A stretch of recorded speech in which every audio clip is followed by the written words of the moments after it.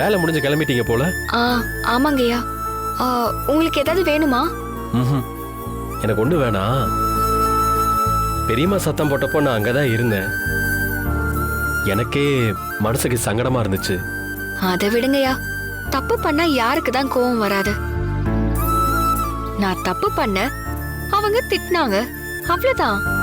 அத நான் அப்பவே மறந்துட்டேங்கய்யா. நான் தப்பு பண்ணிட்டேன்னு அக்செப்ட் பண்றதுக்கே ஒரு தைரியம் வேணும். உங்ககிட்ட அது நிறைய இருக்கு. சரிங்கய்யா, எனக்கு நேரமாச்சு, நான் கிளம்பட்டுமா? இருங்க, ஏன் அவசரப்படுறீங்க? ஆமா, மதியம் கௌரி சாப்பிட்டாளா?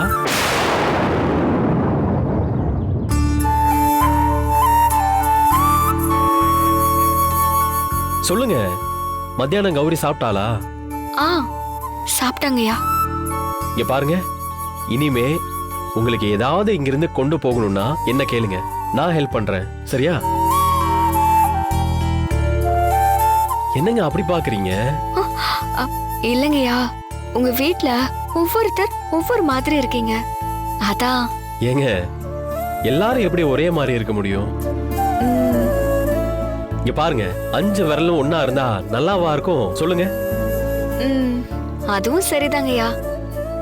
இங்க பாருங்க, முதல்ல இந்த ஐயா போட்டு பேசுறத நிப்பாட்டுங்க. இந்த ஐயா, முதலாளி, பாஸ், இந்த மாதிரி வார்த்தையெல்லாம் கேட்டா எனக்கு வாமிட் வர மாதிரி இருக்கும். சிம்பிளா அசோக்னு என் பேரை மட்டும் நீங்க சொன்னா போதும். ஐயோ, என்னங்கய்யா இப்படி சொல்லிட்டீங்க?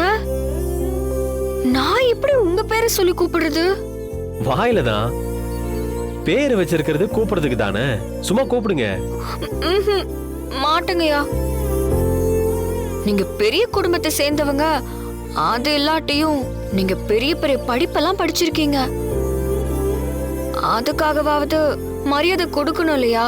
எனக்கு பிடிக்காத விஷயத்த செய்யறவங்கள எனக்கு சுத்தமா பிடிக்காது. உங்களை எனக்கு பிடிக்காம போடுமா சொல்லுங்க?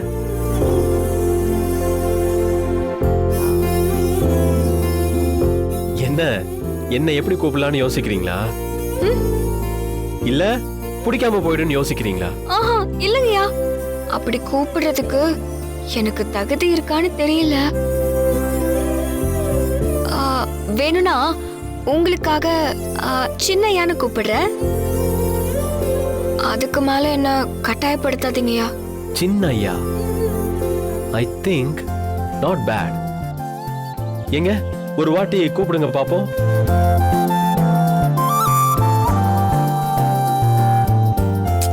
கூப்பிடுங்க. சின்னையா.